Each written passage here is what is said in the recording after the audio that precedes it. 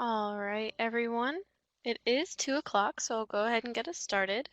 Good afternoon. I am Taylor Post, Swiftland's office manager, and I would like to welcome you all to today's webinar, 9 Ways to Stay Cool, Calm, and Collected, and today's presenter, Linda Bruno.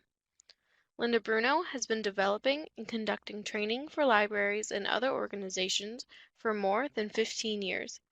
She offers training on topics from ranging leadership skills to returning balance and lots of areas in between. Linda received her MBA from the University of Florida and has years of experience in hands-on management positions. She develops her trainings based on solid research and, more importantly, real-life application. Linda also certified with DDI and Achieve Global. Please welcome Linda Bruno and enjoy her webinar this afternoon. Linda? Thanks so much, Taylor, and welcome to today's session. I think this is something that I personally could do at least once a month, is take a webinar like this because it refreshes me on how to stay cool, calm, and collected. I don't know about you, but just in everyday life, much less what we're going through right now, it can be challenging to do that. So if you've got your handouts that Taylor sent you with the login information, you might want to download those or print those so that you can keep this handy, because going to a 1 hour webinar in May of 2020 isn't going to alleviate the possibility of not being cool, calm, and collected in the future. So you might want to hang on to this for some tips when you need them. As I was looking through my notes, it says there are many things that can take us to a place that challenges us to remain cool, calm, and collected. What are some of those things for you? What challenges you to stay cool, calm, and collected?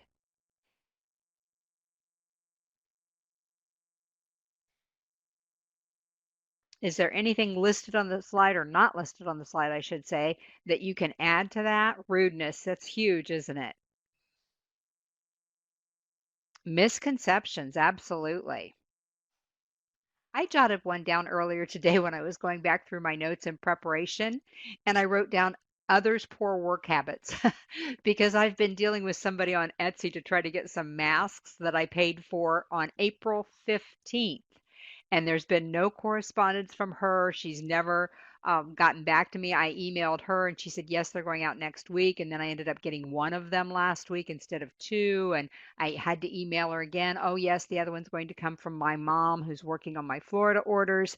And I found myself getting really frustrated because people don't seem to care in a lot of instances, right? Lack of planning, bad relationships, dishonest colleagues, or dishonest anybody, right, Jordane? Negative people, yes. And you know, it's funny, Bethany, because negative people, that's their issue. I really wonder why, as human beings, that seems to really irritate us and cause us not to feel calm and cool, collected. But it's very common for negative people to cause other people to lose their cool. Misunderstandings, financial problems, service ethic, exactly, Steph. Mean, rude people. Everybody seems to be in such a hurry. Yes, all of the above, and we could probably add another dozen. So it's important for us to understand. Yeah, exactly, Steph. It's all about me. And I'm going to make it all about us, right, Steph? I'm going to ask you to hang on to these ideas that we're going through so that you know what triggers it for you. Because if you aren't aware of that, you erupt before you even thought about it. And that's one of the things we're going to cover today. So that awareness is very helpful and one of the first keys to knowing how we can stay cool, calm, and collected. I think that if we think about emotional intelligence, and some of you have been in enough of my programs to know this is something that I often talk about because it underlies everything else that happens in our lives. Our emotions are how we live life. And if we don't think about the idea of emotional intelligence, we can easily fall into the trap of losing our cool because we just think it's normal, it's our comfort zone, or whatever. And so we need to be aware of our emotional intelligence.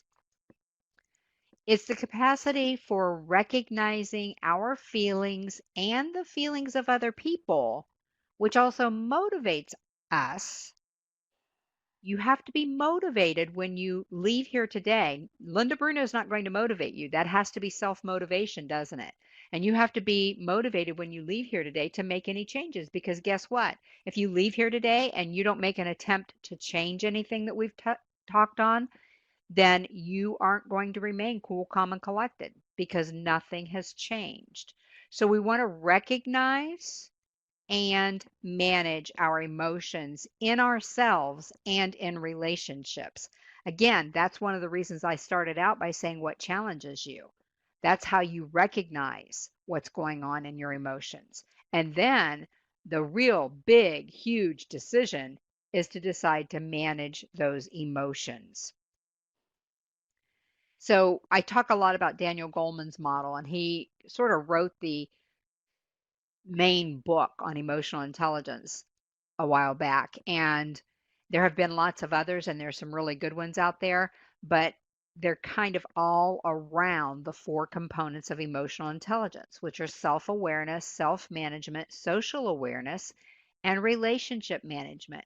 You see two words repeated there, don't you? Awareness and management, awareness and management, because we're not going to remain cool, calm, and collected if we aren't aware and we don't make the choice. Your key word there, make the choice to manage those emotions. One of the things that I've read a lot about in the past is an acronym that somebody came up with a long time ago about understanding how your emotions can be affected by the HALT acronym, which means if you're hungry, angry, lonely, or tired. And there's some other ones that we can definitely add in there, but those are the ones that seem to make us really vulnerable to losing control of our emotions. When I'm really tired, there are times that I don't even talk to certain people. Not that I'm rude to them or anything like that, but if somebody calls me maybe at 9 o'clock at night, a friend, and I know they tend toward a negative bent, some of you mentioned negative people, I don't even pick up the phone, because if I'm already tired, guess what? My emotions are right at the surface, aren't they? So if they say something that triggers me, it's going to be harder for me to remain cool, calm, and collected. It's that recognition, isn't it?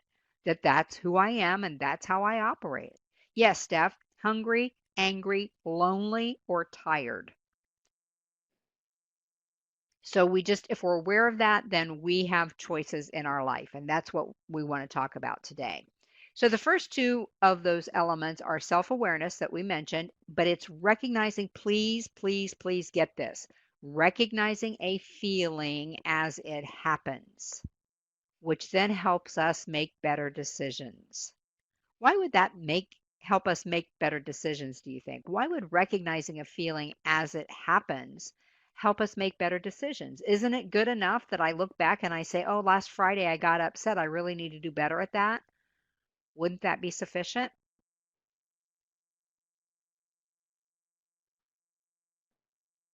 Yes, absolutely, Lorelai. They actually do, don't they? Our feelings determine our actions. Period. The end. Now, there's that fine line in between our feelings and our actions called thinking. Let's stop and think about those feelings and then decide if our actions are appropriate in the moment. Absolutely, Eva. Thinking before deciding. Steph said, not good to hold it in or hold on to emotions for so long. Yep, all of the above. And when we are not cool, calm, and collected, that's a decision. We like to say, he made me mad. No, he didn't make you anything. He may be a jerk. That's on him, but you chose to get angry.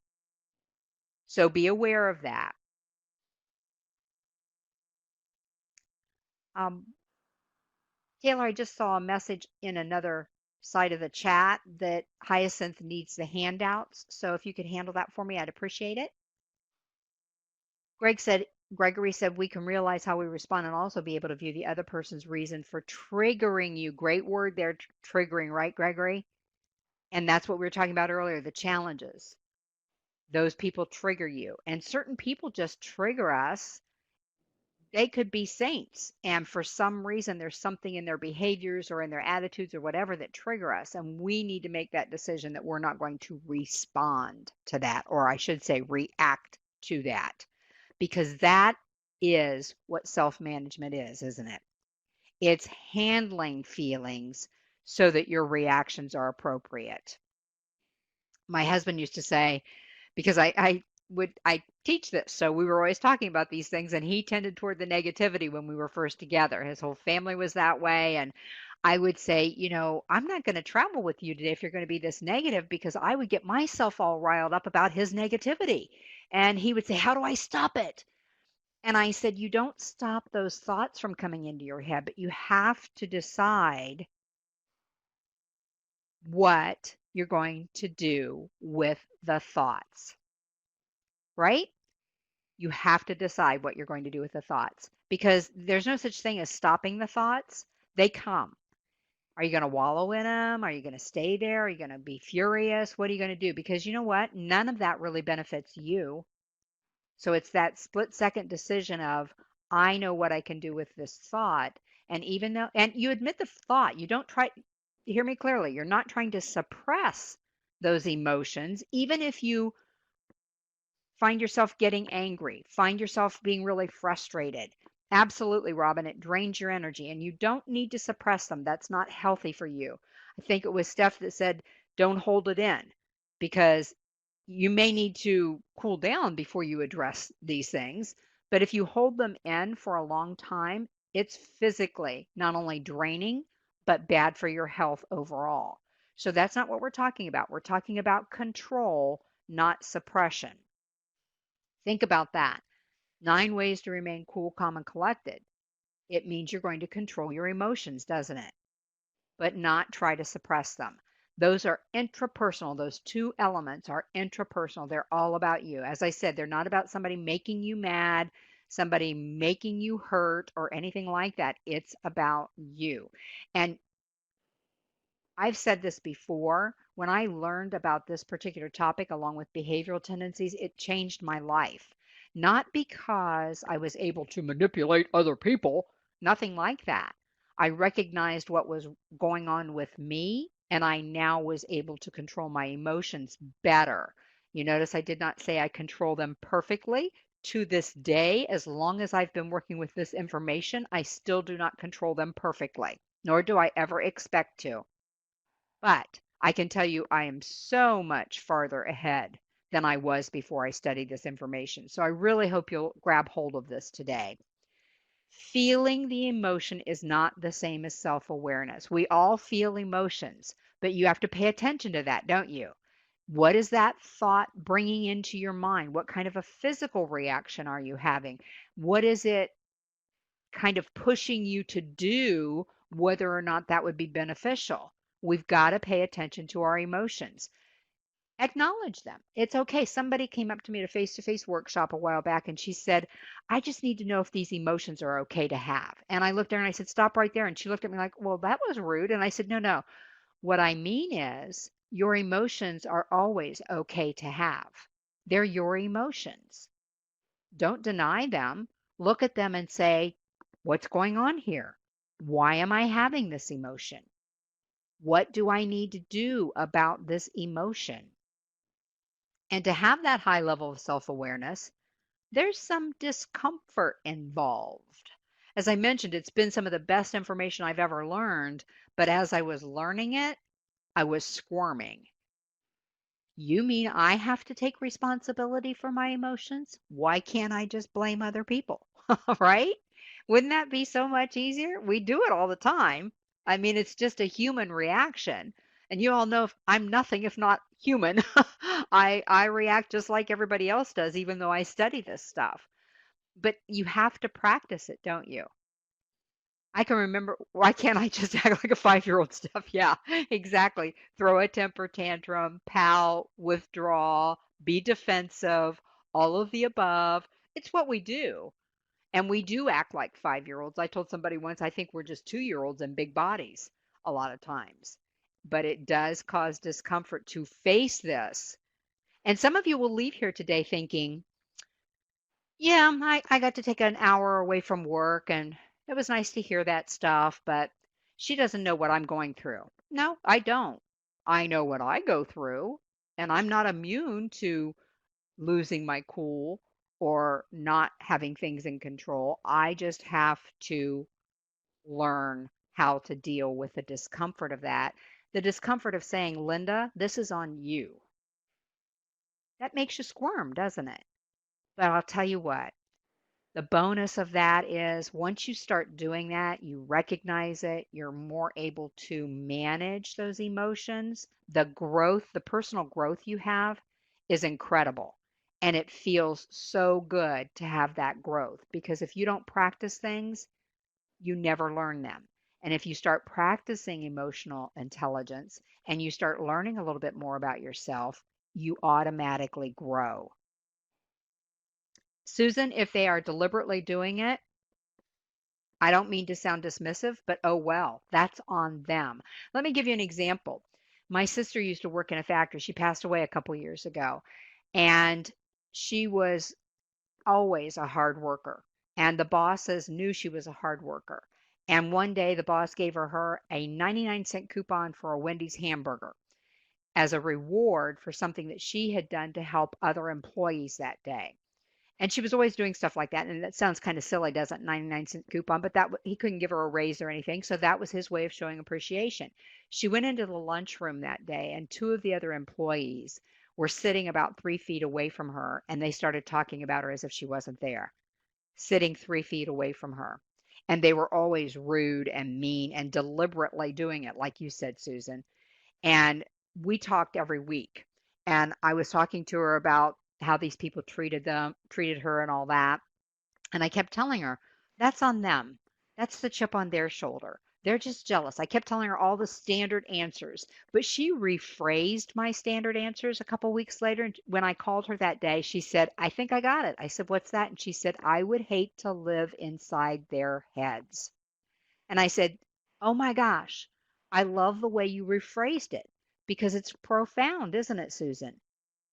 If they're deliberately doing it, wouldn't you hate to live inside that person's head?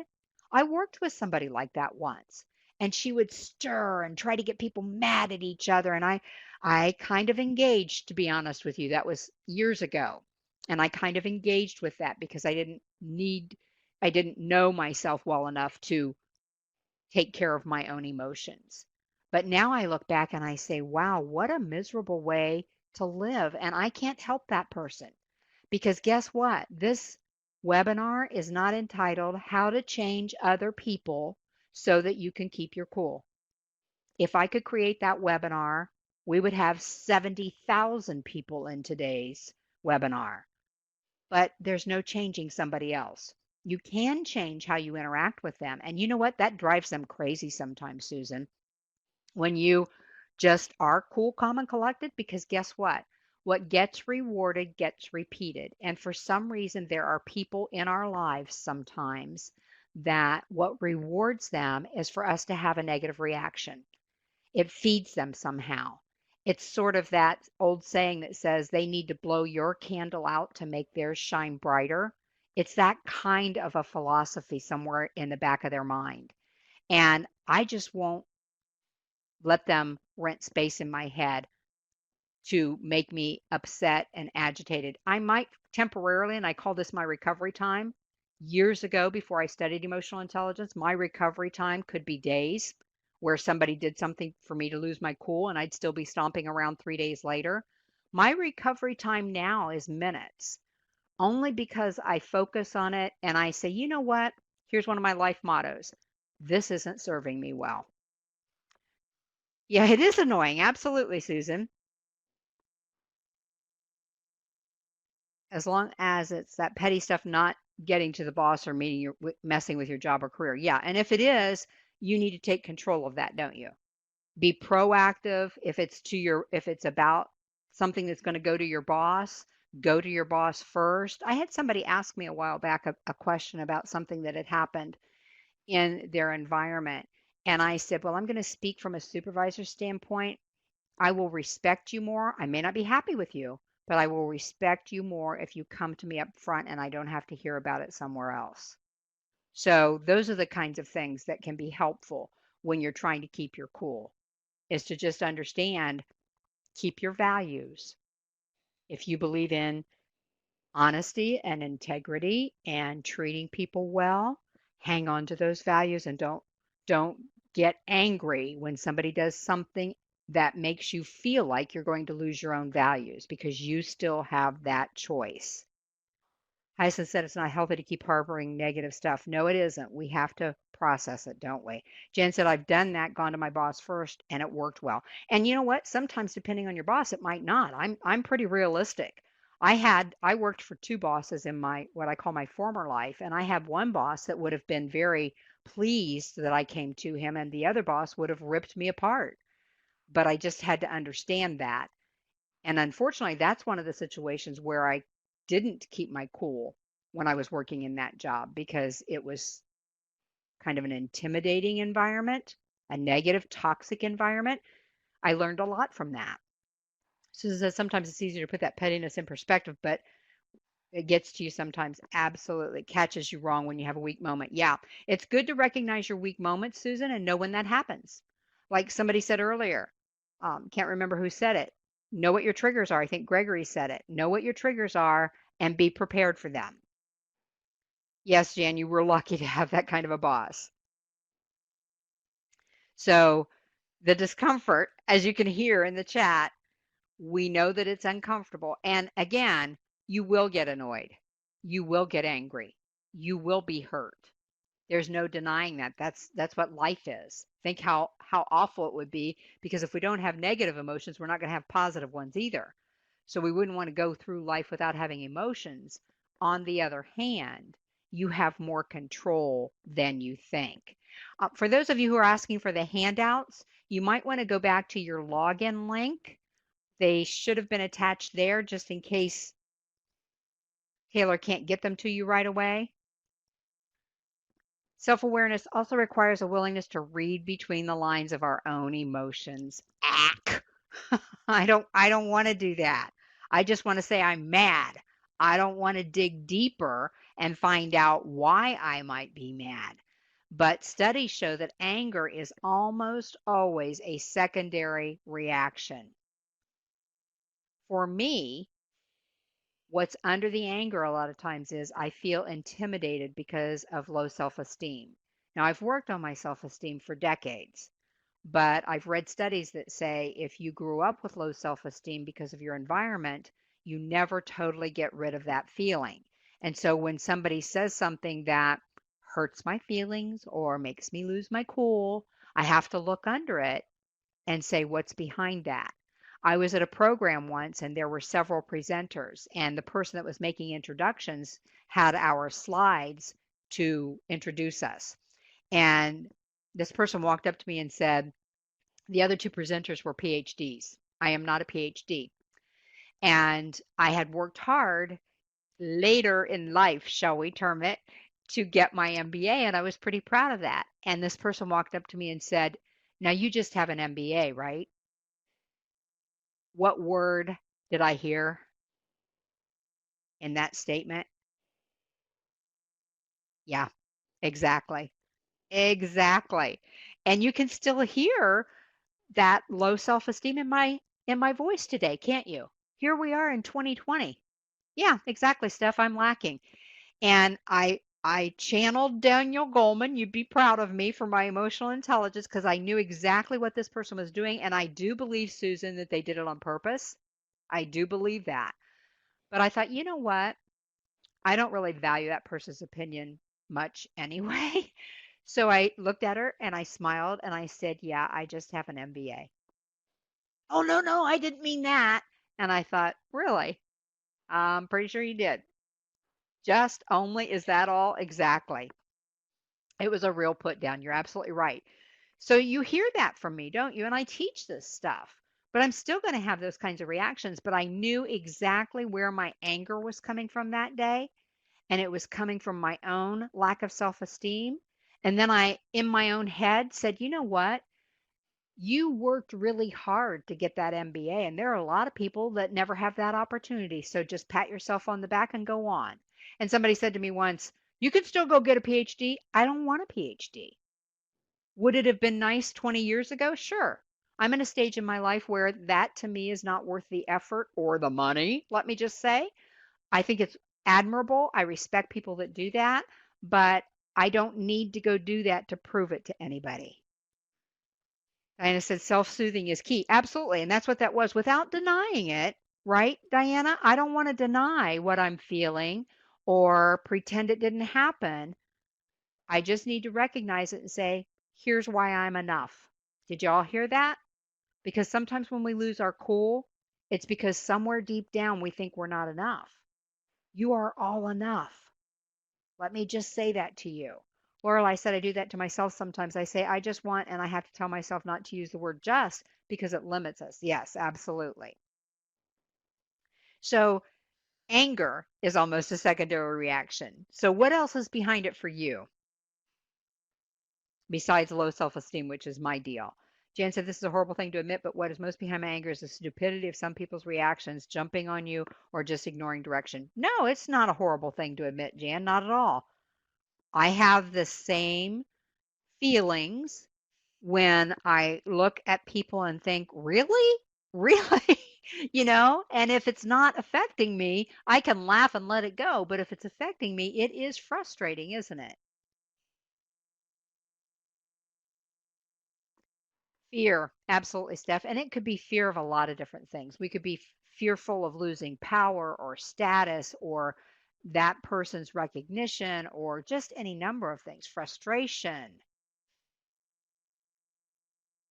Yeah, fear. Yeah, fear of doing it perfect. Yeah, or not doing it perfect, right?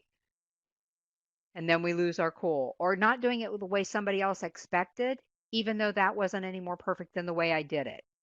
Because that points out what Diana's saying, a lack of respect from others. If they're downgrading my own work and it was just as good as what they would have produced, that's hard to take. But again, that's on them, isn't it?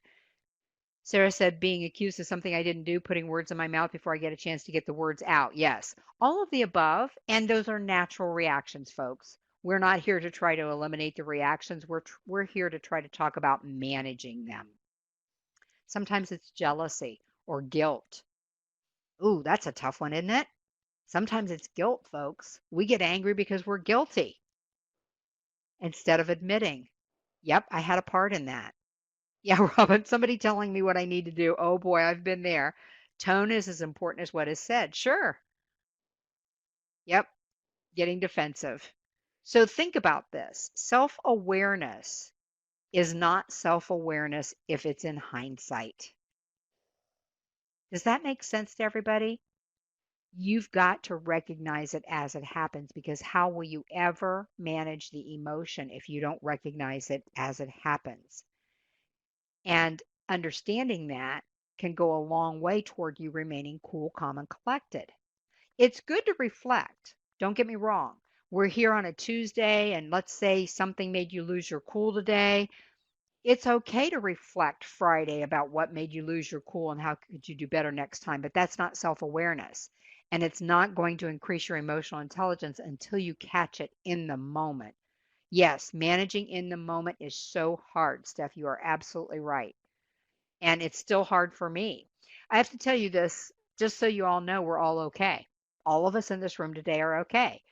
I was reading a book called The Joy of Conflict, and I think in little words it put resolution or something. But in the first couple of chapters, the fellow was talking about how when he was researching the book, he went back to his professors, and a friend of his was helping him, and they went to their professors to find out conflict resolution techniques and this and that. And he said, we had a meeting, and the two professors sat there sharing what their best techniques were and who taught them those techniques. And before you knew it, a conflict erupted because they each believed their mentors were better than the other person's.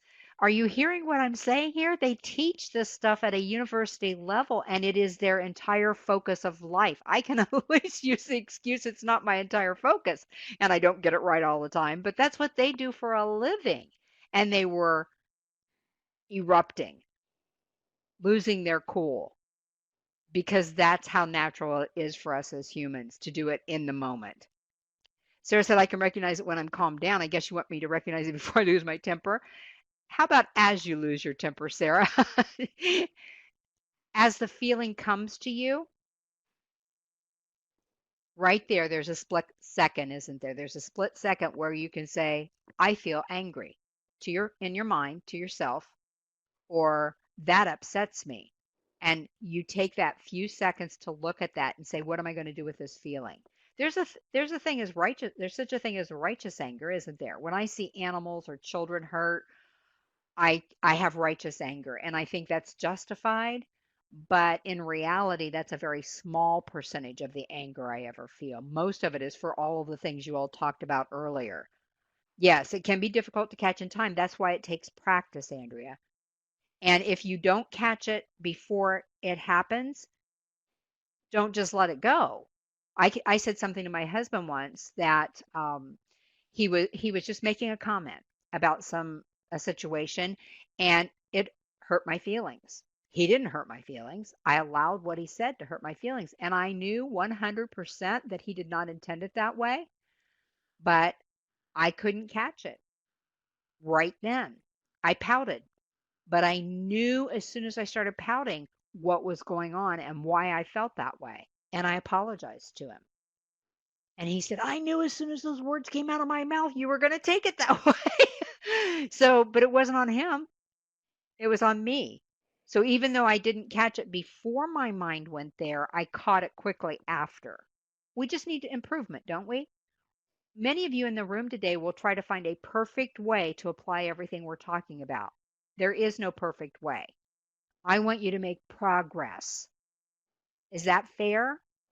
If you came in today and you think of an A to Z continuum and you came in being able to keep your cool at a G level and we can move you to L, that doesn't mean you're perfect because Z would be perfect and I don't know anybody that's there. But if we even moved you that far along the continuum because you made the choice after we leave today to actually practice these things, I promise you, your life will be better. It will not be perfect. Exactly, Andrea. Progress, not perfection. And don't sacrifice progress for perfection. So as I was thinking about this the other day when dealing with certain people, would it be bad to go one, two, three in front of them before responding? Probably. Depends on who the person is, right? And your relationship with them. So, yeah, in your head, maybe, Susan, but probably not right in front of them unless it's somebody you know so well you can do that. I have a friend that we are such good friends that when he starts in on something that's going to make me lose my cool, I will say to him, I told you I'm not going to discuss that with you. And the first few times he kept trying to push it. I said, I'll hang up. So I could say it to him or send them to timeout. Yeah. Or you, right, Steph? Send yourself to timeout because you're the one that's going to erupt, right?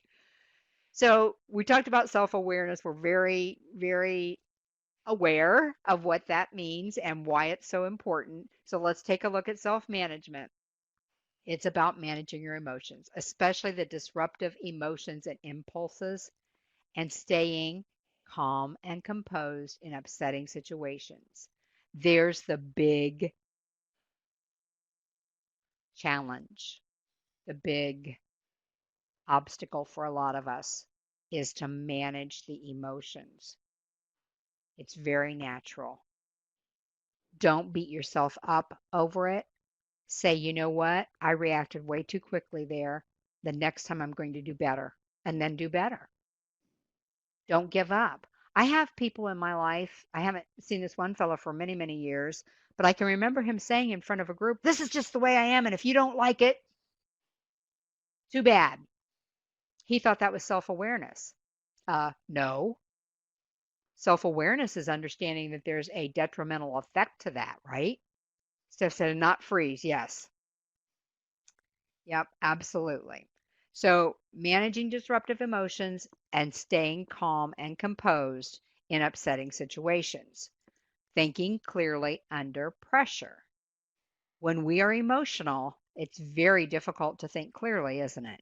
Shirley said we may say the wrong thing as we are going to problems, so emotions can be bad for communicating. Absolutely. Now, I will also say that I had a fellow once in a face to face workshop who was very adamant about the fact that emotions should never come to work, period. There should be no emotion in the workplace.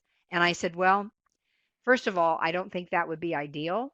And even if it were ideal, we don't live in an ideal world. So we know that those emotions are in the workplace, don't we? Because if we deny them, then we'll never deal with them. Jan says, send me to the beach and I can stay calm and composed. Yes, as long as there are no people around, right? As long as everybody's social distancing like they're supposed to. Here's another one that's really tough. Admitting our own mistakes. That's a tough one for human beings. And it's tough for a lot of us in the library field because a lot of us have a behavioral tendency that's called a perfect melancholy. We not only want everything else to be perfect, we expect ourselves to be perfect. That's why I was talking earlier about don't get hung up on perfection.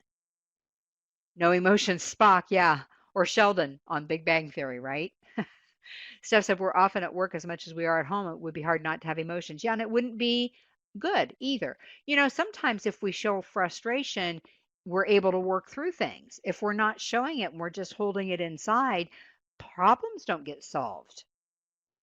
We don't innovate, we don't create. So emotions are critical. We need them. We just need to be aware of them and learn how to manage them. Annoying when you do, but others don't. Yes, that's true too. Jordan said, admitting our own mistakes show maturity, but it's easier said than done. Yep. Everything I'm talking about is easier said than done. Just have to be honest with you. I know that because I practice this. And there are days when I know I do much better than I might have done the day before or I will do next week, depending on how I'm feeling and how other things are going. Like all of you mentioned earlier, the challenges to that. If I'm having financial issues or relationship issues or work issues or whatever it might be, it's harder to control my emotions. So all of it's easier said than done, but here's what I can promise you. None of it will be done unless we try. It's just that simple.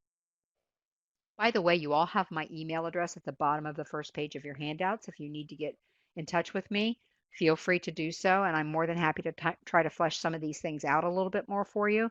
I'm not a psychologist. Please hear me very clearly. I am not a psychologist, but I've lived through a lot of stuff and I've done the stuff that I suggest to you that you do. Some emotion is good for human touch. Absolutely. When we're lacking emotional intelligence in a situation, when it involves someone else, which is usually when it pops up, it stops us from working through our feelings effectively because we want to tell our side first. There's that 2-year-old again. Yes, exactly, Devis. That skill is admirable. She does an extremely wonderful job for us, and I really appreciate her. I don't know how she does it, especially as fast as I talk. My apologies, Deb. We want to tell our side first, just like a 2-year-old, don't we? We're human. We do it. I don't care if you're 22, 82, or anywhere in between. We tend to act like a 2-year-old. We want to tell our side first. We don't always listen well. Part of the reason we lose our cool is that we're not listening well to the other person. Why aren't we listening well? What do you think the main reason is we don't listen well, especially in a negative situation?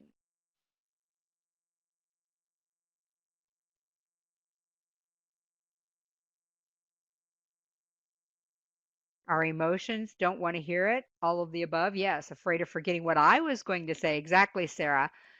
Studies have shown that the main reason we don't listen thoroughly is that we're already forming our response. Yes, we think we're right. Anger, waiting to talk. Yep. Preconceived ideas, too busy thinking about how we've been wrong. That too. Distracted by our own anger, too busy thinking what we want to say. And that last one is the primary reason scientists say we don't listen well is because we are forming in our minds what we're going to say before we even hear what we need to respond to, which is amazing, isn't it?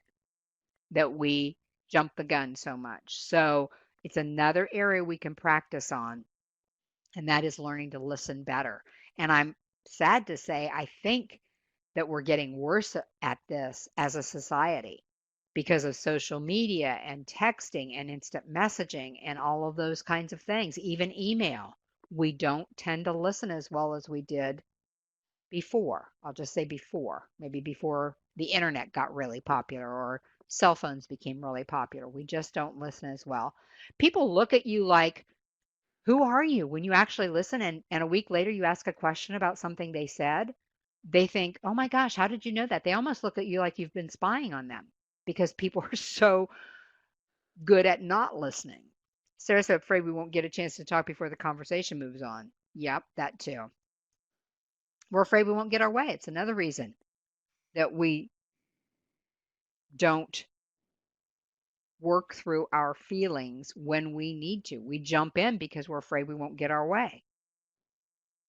We believe one of us has to lose. One of the primary reasons we lose our cool is that we think one of us has to lose. And the tagline of that is, we think losing indicates we don't get the last word or we don't prove that we're right. And in reality, is all of that really that important? Probably not in most situations. We might be weak. That too. We don't work through our emotions and try to handle things effectively because we might be weak. Absolutely.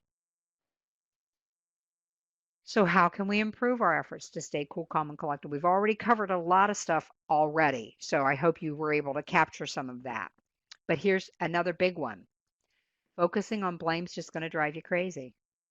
Because as I said earlier, 9 times out of 10, maybe 9.8 times out of 10, those people aren't going to change. And here's the other thing, they don't care and they don't want to change. So let it go. Don't focus on blame. Don't do the he made me mad. Just say, I got angry and I'm not really sure why. I need to look a little closer at that, but I'm not going to let that affect me. How much of this issue is mine? Be willing to own up. Exactly, Hyacinth. Right there, that is too, isn't it? How much of it's mine? It's hardly ever just one sided when we're trying to stay cool, calm, and collected. So, how much of it is mine? Avoid actions that are going to make it worse. Yep, Susan, it is hard. Yes, get hung up on that principle. Yeah. And when we get defensive, when we blow up, when we get huffy, as my mom used to say, that makes it worse, doesn't it? Either it's tapping into their joy that they were able to do that to you, or it stirs them up even more, and it's a no-win situation. I had found a saying a while back that has become another one of my favorites, and I have a whole corral of favorite sayings that really speak to me and make it very clear to me what is helpful. And this one says, you don't have to join every argument you're invited to. Wow. I always kind of thought I did. I said, like thinking you're the one everyone must apologize to. Yeah. And we do that. Options. Yep. We do that, don't we? We have options. We don't have to join those arguments. We have the option to look at things from their perspective so that we don't expect them to be the ones that apologize all the time.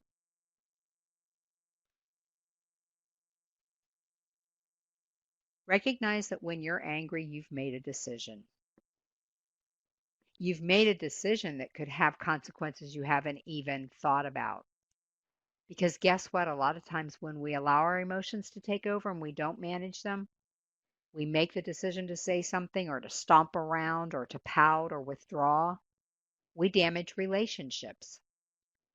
And it's a lot harder to rebuild it than it was to have a relationship in the beginning.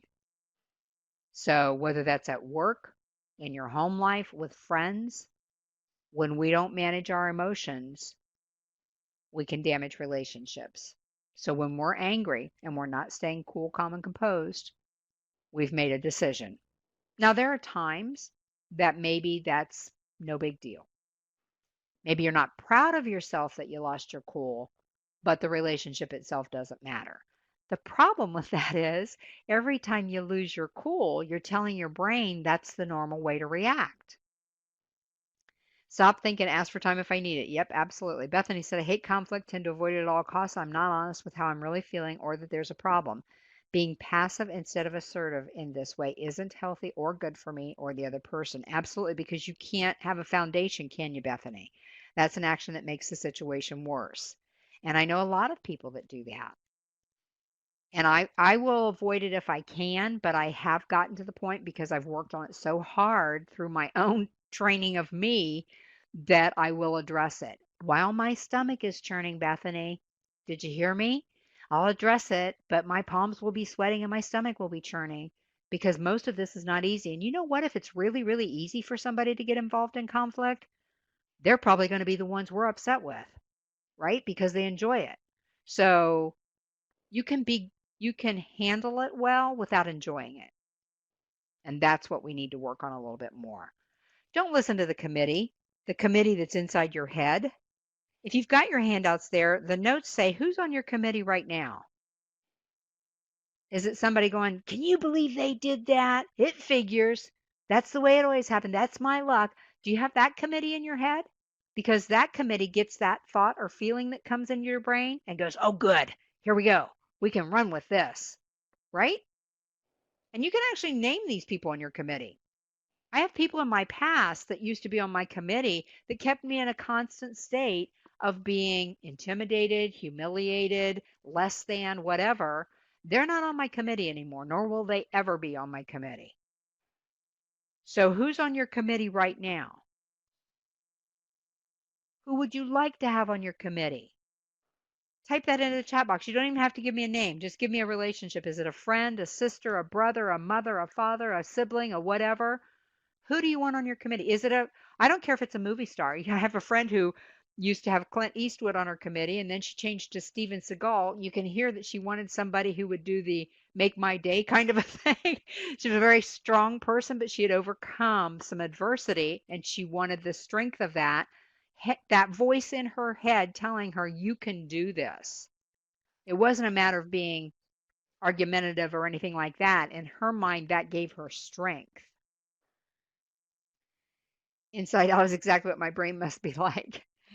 You just want to make sure that if there's somebody on your committee, even if it's you, okay, you're probably on your committee, is that person that's in your head, which sounds really woo woo, and I don't mean that, but you know you have self talk. And if that self talk is coming from a direction that's going to keep you upset and frustrated and angry, you want to change your committee. Hyacinth said, my former manager never harbors grudges. Good. Me either, Steph. If I could kick me off my committee, but that's how we do it, isn't it? We do what we're talking about today, and we get to a point where not wanting ourselves on our committee happens less and less because we grow stronger and we grow as a person and we grow in ways that will benefit us without being selfish or anything. It's just going to be a positive outcome for us. There'll still be times where we slip and we think, okay, you need to go to detention for ourselves while the rest of the committee has a meeting about you, right? But think about that. As silly as it sounds, it's about self talk, isn't it? Isn't that what we're talking about here today? Yes, absolutely, Andrea. We usually are our own worst enemy because of what we're telling ourselves inside our heads. And a lot of times, what we're telling ourselves isn't even true. They did that to make me mad. They did that to make me look bad. You know, I've come to the conclusion that most of the time, the attention is not even on me.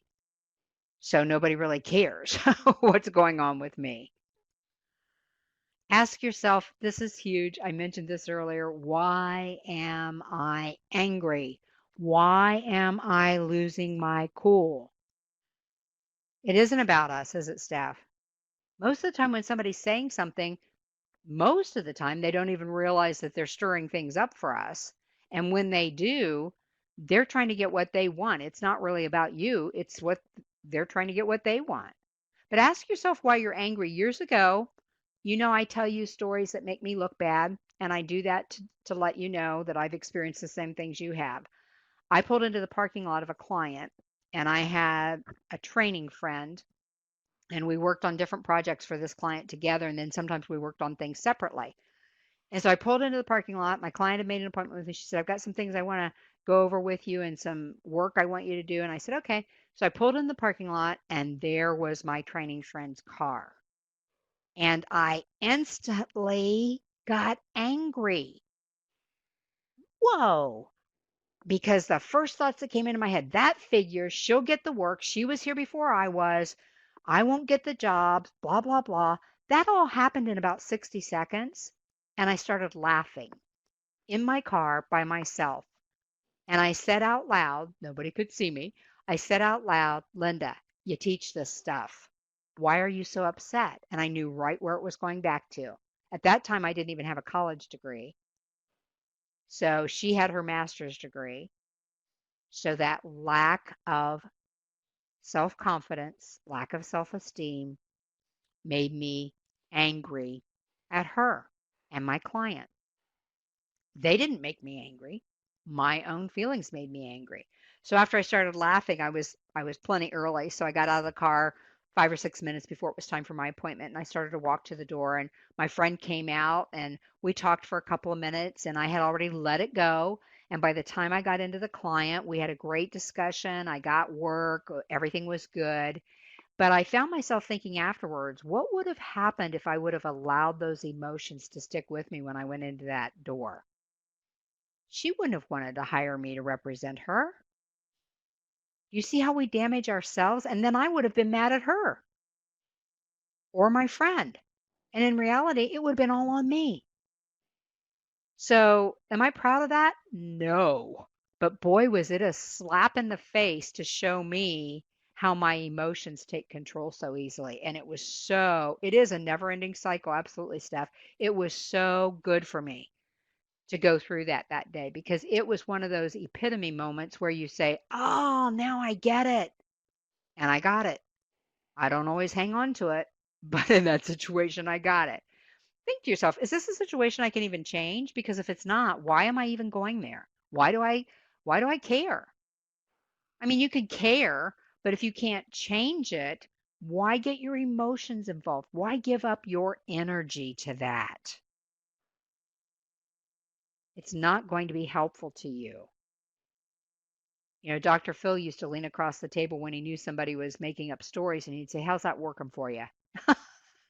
And I say that to myself out loud sometimes. When I feel my emotions taking over, I will say out loud, "How's that working for you?" And it whips me back around and I go, "Okay, I can control this. I'm a big girl. I can manage those emotions as they're happening because they're not serving me well." What's it going to cost you? Ask yourself that. What's it going to cost you to keep flying off the handle, to keep reacting, to keep being defensive, all of those kinds of things? There's a cost to that, isn't there? Again, you're going to do some of it, but if you decide that's your comfort zone and you choose not to make any changes, there's going to be a bigger cost to that. One of those costs is emotionally. Yeah, you can absolutely lose a relationship, Joanne. And again, it's very hard to repair, isn't it? Because words can't be taken back. We always hear you can't put it's like toothpaste, you can't put it back in the tube. Your health. Yep. Mental health, emotional health, physical health, respect. Yeah. People look at you and go, "I don't think I want to be around Jan today." We don't want that. It hurts your health, trust, respect, all of the above. So there's an emotional cost that's very real. Can we measure it? Not really. We can become aware of it because we might not be sleeping well or not eating well or eating too much or not being productive at work or snapping at people. So we might recognize it. We may not be able to measure it, but we know if it's there. Physically, as we mentioned, because the emotional health absolutely affects our physical health, and we need to be willing to face that and say, "You know what? I want to be healthy for a long time, so I'm not going to live there anymore." Time wise, I don't know about you, but when I'm not cool, calm, and collected, I don't get much done. I waste time. Absolutely, Patricia, you take it out on other people and you ruin those relationships too. Yes. Or you at least damage them, don't you? And then try to repair them. And that person's waiting for the other shoe to drop. When are you going to act like that again? And so, absolutely. Yeah. Wasting time is a big one when we're not cool, calm, and collected because our whole focus, think about that. When you're upset, your whole all of your brain cells are focused on that situation and what you're going to do about it to get back at them, to show them different, whatever it might be, but that's where all your energy is focused. And I even put down financially because I can remember my former job when I would get frustrated. And the last few years I was there, I got frustrated frequently because of the situation. I would go out and spend money. I had it. I didn't have to put it on a credit card or anything. But then I would get frustrated with myself and be upset because I had stuff hanging in my closet that I hadn't worn for 3 months. So I was spending money, which was creating issues in other areas. Sarah said anger leads to anxiety attacks, rapid heart rate, all of the above. Sure does. Visualize the result you'd like to see and make sure your actions and your reactions are taking you there. You cannot worry about what they're doing. Now, I will tell you that occasionally, if it's somebody you interact with frequently, you will impact how they interact with you. But if you go into it with that goal, I promise you that probably will not happen. You have to go into it with the goal that you're going to take care of yourself. And then your responses. Sometimes I've had people in the past that they've been, I call them stirrers, troublemakers, whatever else. And I would quit engaging with them and they quit. With me, I'm sure they did it with other people because that's just who they were, but they didn't do it with me because I didn't engage anymore. Hyacinth said you can lose your job also. Attitude is everything. Absolutely. And you can understand why you'd lose your job, right, Hyacinth? And what's funny is the people that do this and they're angry all the time and they're just wow all the time at people. Then when they lose their job, they're upset with somebody about that and blaming somebody else, never willing to acknowledge that maybe it had something to do with the way they handled their emotions. So think about that. Toward the bottom of page 3, it says a situation that usually causes me to lose my cool is, and just jot yourself a note.